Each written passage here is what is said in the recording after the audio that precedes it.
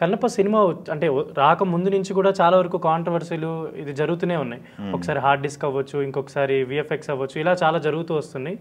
ఇప్పుడు ఈ కన్నప్ప సినిమాకి సంబంధించి బ్రాహ్మణ సంఘాల నుంచి వ్యతిరేకత ఎదురవుతూ ఒక కంప్లైంట్ కూడా ఇవ్వబోతున్నామని చెప్పి ఒక నోట్ అయితే వచ్చింది. ఏంటి దాని గురించి ఒకసారి చెప్తారా? కంప్లైంట్ కాదు, వాళ్ళు ఆల్రెడీ ప్రెస్ మీట్ పెట్టారు గుంటూరులో.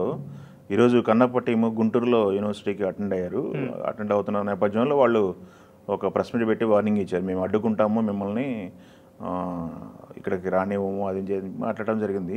శ్రీధర్ శర్మ అని చెప్పేసి ఆయన బ్రాహ్మణ సమైక్య ఐక్య వేదిక సంబంధించినటువంటి ప్రెసిడెంట్ ఆయన. వీళ్ళు చేస్తుందంటే కన్నప్పలో ఒక పోస్టర్ రిలీజ్ చేశారు ఈ మధ్యకాలంలో. బ్రహ్మానందం గారు అలానే సప్తగిరి ఉన్నటువంటి పోస్టరు, అది వచ్చేసి గిలక పిలక అని చెప్పేసి ఇద్దరు క్యారెక్టర్లు ఉంటాయి, బ్రాహ్మణుల క్యారెక్టర్లు. కన్నప్పలో మనం పాత కన్నప్పలో కూడా బ్రాహ్మణ్స్ క్యారెక్టర్స్ ఉన్నాయి, ఇప్పుడు కూడా బ్రాహ్మణ్స్ క్యారెక్టర్స్ ఉన్నాయి. బట్ వాటిని వీళ్ళు చాలా వేదికల మీద చెప్పారు, మేము ఆ క్యారెక్టర్ని ఎంతవరకు ఉంచాలో అంతవరకు ఉంచాము, ఎవరిని కించపరచలేదు అనే విధంగా వాళ్ళు మాట్లాడారు. బట్ పోస్టర్ రిలీజ్ అయిన తర్వాత వాళ్ళకి పెట్టిన పేర్లు కానీ పిలక గిలక ఇట్లాంటివన్నీ చూసి వీళ్ళు ఏదో చేస్తున్నారు కన్నప్పకు సంబంధించి, బ్రాహ్మణ్స్ని కించపరుస్తారన్నారు అనేది ఏమన్నా వచ్చిందో ఏమో తెలియదు. కానీ ఇప్పటివరకు అయితే సినిమా ఎవరు చూడలేదు. వాళ్ళ కుటుంబ సభ్యులే వాళ్ళు ప్రివ్యూస్ చూసుకుంటున్నారు. సెన్సార్ సంబంధించి సభ్యులు కూడా ఇంకా చూడాల్సింది. సో సెన్సార్ నడవాల్సి ఉంది. 27వ తారీఖు జూన్ 27న వరల్డ్ వైడ్ ప్రపంచవ్యాప్తంగా వాళ్ళు రిలీజ్ చేద్దాం అనుకున్నారు. ఇది కంటెంట్ కూడా దాదాపు 3 గంటల కంటెంట్ అంట. దీంట్లో అందరూ ఇండియన్ సూపర్ స్టార్స్లు అందరూ కలిసి నటిస్తున్నారు. ప్రభాస్ దగ్గర నుంచి విష్ణు, ప్రభాస్, అక్షయ్ కుమార్ గారు, మోహన్ లాల్, వీళ్ళంతా, శరత్ కుమార్, మోహన్ బాబు గారు కీలక పాత్రలు. ఆ పాత్రలతో పాటు ఈ 2 పాత్రలు కూడా ఉంటాయన్నమాట. ఈ పాత్రలను ఉపయోగించుకొని బ్రాహ్మణ్స్ ఆచారాలని, హిందూ సాంప్రదాయాన్ని వీళ్ళు కించపరిచే విధంగా సినిమా చేస్తున్నారు కాబట్టి మేము అడ్డుకుంటామని చెప్పేసి మాట్లాడుతున్నారు. వీళ్ళు ఎగ్జాంపుల్గా ఏం చెప్తున్నారంటే, దేనికైనా రెడ్డి టైంలో ఇష్యూస్ వచ్చాయి. ఆ టైంలో కూడా మనకు బ్రాహ్మణ్స్ని కించపరిచే విధంగా ట్రైలర్ కట్ చేశారు, బ్రాహ్మణ్స్ని కించపరిచే విధంగా సినిమా ఉందని చెప్పేసి మేము కోర్టుకు వెళ్ళాము. కోర్టుకు వెళ్ళిన సందర్భంలో కోర్టు 3 కట్స్ ఇచ్చింది అని మాట్లాడుతున్నారు. సో వీళ్ళు బ్రాహ్మణ్స్ని కావాలని టార్గెట్ చేస్తున్నారన్న టోన్లో వాళ్ళు మాట్లాడుతున్నారు. మన ప్రెస్ మీట్ మనం చూస్తే అబ్జర్వ్ చేస్తే వాళ్ళు మాట్లాడుతున్నారు. బట్ సినిమా అనేది ఇంకెవరు చూడలేదు. నిజంగా సినిమాలో అలాంటి సన్నివేశాలు ఉన్నాయా, కించపరిచే సన్నివేశాలు ఉన్నాయా ఏంటనేది ఎవరికి తెలియదు. బట్ వాళ్ళు ఇలా హెచ్చరికలు ఇవ్వటము, అడ్డుకుంటాము అని చెప్పేసి స్టేట్మెంట్లు ఇవ్వడంతో ఒక్కంత హీట్ ఎక్కింది వాతావరణం అని చెప్పుకోవచ్చు. కన్నప్పకి ఆది నుంచి కూడా మనం చూస్తున్నాము, కాంట్రవర్సీస్ నడుస్తూనే ఉన్నాయి. కన్నప్ప టైంలో వాళ్ళు ఇక్కడ ఇండియాలో వాతావరణాన్ని వదిలిపెట్టి న్యూజిలాండ్లో షూట్ చేయడం దగ్గర నుంచి, ఆ శివలింగం వాళ్ళు చూపించినట్టు శివలింగం ఎలా ఉంది, లేకపోతే బయట శివలింగాలు ఎలా ఉంటాయి, ఇది ఒక టాపిక్ నడిచింది మొన్నటి వరకు.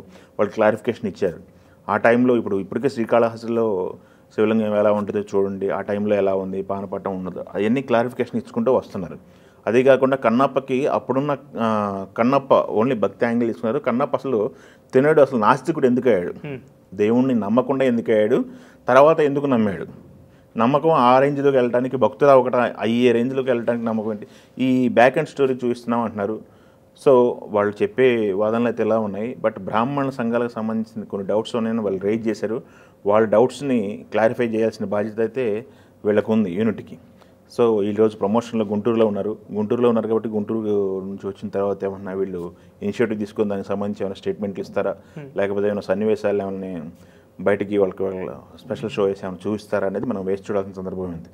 అప్పట్లో అయితే లాస్ట్ టైం దేనికైనా రెడీ టైంలో అయితే కొన్ని సినిమా ప్రొజెక్షన్ చేసి కూడా చేశారు.